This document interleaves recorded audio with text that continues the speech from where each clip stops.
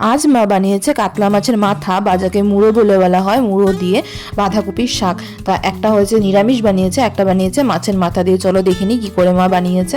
পুরো প্রসেসটা সম্পূর্ণ টিপস অ্যান্ড ট্রিক্স সমেত দেখাবো, মার হাতের রান্না কিভাবে বানাচ্ছে মা। চলো দেখে নিই। প্রথমে বাঁধাকপিটাকে মাঝখান থেকে আধা করে নিতে হবে, আর বাইরের যে মানে ডার্ক সবুজ কালারের যেগুলো পাতা থাকে সেই পাতাগুলোকে ফেলে দিতে হবে। এই পাতাগুলো একদম শক্ত টাইপের হয়, ওগুলো খাওয়া যায় না। তারপর ভালো করে আধা কেটে ধুয়ে নিতে হবে, তারপর ভালো করে ঝিরি করে কেটে নিতে হবে। যত মসৃণ করে কাটবে ততটাই সুন্দর হয়ে রান্নাটা হবে। আর বাঁধাকপিটা চেষ্টা করবে একদম লোকাল মানে কচি বাঁধাকপি হওয়ার, তখন ততটাই বেশি স্বাদ হয়। আর যদি ধরো একটু বড় টাইপের বাঁধাকপি হয় বা একটু মানে পাতাগুলো বেশি পুরানো থাকে, তাহলে বাঁধাকপিটা মানে নরম হতে অনেকটা সময় লাগে। আর এই যে মাছের মাথাগুলো, প্রথমে মাছগুলোকে ভেজে নিয়েছে, তারপর মাছের মাথাটাকে ভাজতে বসিয়েছে। আর মাছের মাথাগুলোকে খুন্তি দিয়ে বাড়ি দিয়ে একদম ভেঙে ফেলেছে। আর ভালো করে কড়কড়া করে ভাজা করতে হবে। তারপর এখানে মশলার মধ্যে আছে জিরে, ধনে, নুন, হলুদ, মরিচের গুঁড়ো। মরিচের গুঁড়োটা এখানে একটু কমিয়ে নিয়েছে, তোমরা তোমাদের স্বাদ অনুযায়ী তোমরা মশলাগুলোকে দিয়ে দিও। দিয়ে তারপর একটুখানি জল দিয়ে গুলে নিয়েছে, গুলে দিয়ে কড়াইয়ের মধ্যে বসিয়ে দিয়েছে তোমার সরষের তেল। আর সরষের তেলের মধ্যে ফোড়ন দিয়ে দিয়েছে। ফোড়ন দিয়ে তারপরে যে গোলা মশলাটাকে দিয়ে দিয়েছে এর মধ্যে, দিয়ে ভালো করে মশলাটাকে একটু মিশিয়ে নেবে, জলের সাথে মিশিয়ে ভালো করে একটু কষিয়ে নিতে হবে, তাহলে মশলাগুলোর গন্ধ আর কোনো রকমের করবে না।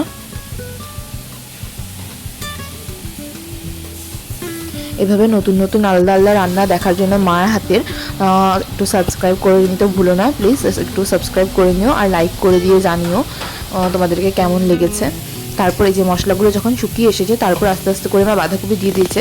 প্রথম অবস্থা এমন হয়েছে যে বাঁধাকপি এতই হয়েছে যে এখানে নাড়া দিতে পারছে না, নাড়া দিলে মনে হচ্ছে কড়াই থেকেই পড়ে যাবে, কিন্তু শেষ পর্যন্ত গিয়ে একেবারেই কমে যায়। বাঁধাকপি এরকমই হয়, যতটা কচি হবে তত তাড়াতাড়ি নরম হয়ে যাবে। সব বাঁধাকপিগুলোকে দিয়ে দিয়েছে, এখানে নাড়াতে মা পারছে না, ঢাকা দিয়ে দেবে, ঢাকা দেওয়াতে যখন সব নরম হয়ে যায়। তারপর একটুখানি করে জল দিয়ে দিল, যেহেতু নাড়াতে পারছে না, নিচের দিকে হয়তো মশলাগুলো জ্বলে যেতে পারে, তাই একটুখানি করে জল দিয়ে দিয়েছে। প্রথমে আধা গ্লাস মতন জল দিয়ে একটু মেশানোর চেষ্টা করেছে, নুনটা গায়ের মধ্যে একটু লেগে গেলেই কী হবে, নরম হয়ে যাবে। তারপর আর একটু জল দিয়ে দিয়েছে, জল দিয়ে একে ভালো করে ঢাকা দিয়ে 5 মিনিট বানাবে। মিডিয়াম ফ্লেমে 5 মিনিট রাখার পর দেখো সব বাঁধাকপিগুলো নরম হয়ে গেছে। তারপর ভালো করে মশলার সাথে মিশিয়ে নিয়েছে, কারণ আগে তো মশলার সাথে মেশানো হয়নি, এবার মশলার সাথে ভালো করে মিশিয়ে নিয়েছে। মিশিয়ে নিয়ে আবারও ঢাকা দিয়ে দেবে। দেখো জল আছে অনেকটা, আর বাঁধাকপি যদি কচি ভালো বাঁধাকপি হয় তাহলে বাঁধাকপি থেকেই ঘর করে জল বেরোতে শুরু করে দেয়, জল দেওয়ারও দরকার পড়ে না। এইভাবে ঢেকে 2-3 বার করে রান্না করতে হবে।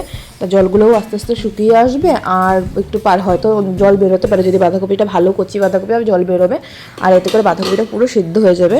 আর যদি মানে পুরনো বাঁধাকপি হয় তখন কি বাঁধাকপিগুলো খেতে না ঘাসের মতন একদম খচখচ করতে থাকে। একটু ভালো বাঁধাকপি নেওয়ার চেষ্টা করবেন। তারপর কয়েকটা আলুকে ভেজে রেখেছিল, 2টো মতো আলুকে একটু বড় বড় সাইজের করে, সেই আলুগুলোকে এই জল থাকা অবস্থাতেই দিয়ে দিয়েছে, তাতে আলুগুলো ভালো করে সেদ্ধ হয়ে যাবে, নয়তো আলুগুলো সেদ্ধ হতেও সময় নেবে। আলু ভাজার মধ্যে অতটা সেদ্ধ হয় না, ভেতরে একটু শক্ত থাকে। তারপর এর মধ্যে আলু দিয়ে 2 মিনিট পরে এই মাছের মাথাগুলোকে দিয়ে দিয়েছে। মাকে বললাম যে মাছের মাথাগুলোকে ভেঙে দাও, কিন্তু মা বলছে যে না, এখন ভাঙা যাবে না, যখন বাঁধাকপির সাথে আরও 2-3 বার করে রান্না করা হবে তারপর ভেঙে যাবে। এই দফা চেষ্টা করে দেখালো আমাকে, ভাঙা যাবে না। তারপর এরকমভাবে মিশিয়ে দিয়ে ঢাকা দিয়ে আবার রেখে দিয়েছে মা। এই যে এখন 2 ভাগে ভাগ করে নিয়েছিলাম আগেই। মাছের মাথা দিয়েছে 1 ভাগের মধ্যে, আর আরেক ভাগ আমার জন্য নিরামিষ, এই যে ছোটো একটুখানি করে আমার জন্য নিরামিষ করা হচ্ছে। আমি মাছের মাথা দিয়ে খাই না। আলুগুলো নরম হয়ে গেছে একেবারে, আর মাছের মাথা দিয়ে ওখানে ঢেকে রেখে দিয়েছে। এই যে মাছের মাথাটার দেখো ভেঙে মা দেখাবে। মা বলে যে এই যে জলের সাথে মিশে গিয়ে না নরম হয়ে যায়, তারপর খুন্তি দিয়ে বাড়ি দিতেই ভেঙে গেছে। এই যে এরকম করে বাড়ি দিতে হবে, বাড়ি দিয়ে ভেঙে ফেলেছে মাথাটাকে, একদম ভেঙে মানে শাকের সাথে একদম মিশিয়ে নিতে হবে, পুরো মাছের গন্ধে শাকটা মিশে যায়। আর একটু ভালো করে ভাজা করতে হবে, তখন কী হবে, শাকগুলো একদম নরম হয়ে যাবে আর খেতেও যথেষ্ট ভালো লাগবে। তারপরে এই যে গরম মশলা নিয়েছে, গরম মশলা বা মিট মশলা, ফিশ কারি মশলা তোমরা যেটা নাও নিলে হবে একটা, বা বিরিয়ানি মশলাও দিতে পারো। বিরিয়ানি মশলা যে অনেকের সবার বাড়িতেই থাকে বেশিরভাগ ক্ষেত্রে, বিরিয়ানি মশলা দিলেও স্বাদ হয়। মা এখানে গরম মশলা দিয়েছে, গরম মশলাটাকে দিয়ে আরও একটু সময় ধরে কষিয়ে নিয়েছে ভালো করে, যত মাখা মাখা হবে, ব্রাউন কালার চলে আসবে, ততই বেশি স্বাদ লাগে। আর আমারটাই মাকে বলেছি একটুখানি করে গরম মশলা দিতে, আমার বেশি মশলা খাওয়া বারণ, তাই একটু হালকা করে মশলা দিয়ে নামিয়ে নিয়েছে। আর অত বেশি ভাজা ভাজা আমি করিনি, হালকা সামান্যর মধ্যে আমি খেয়েছি।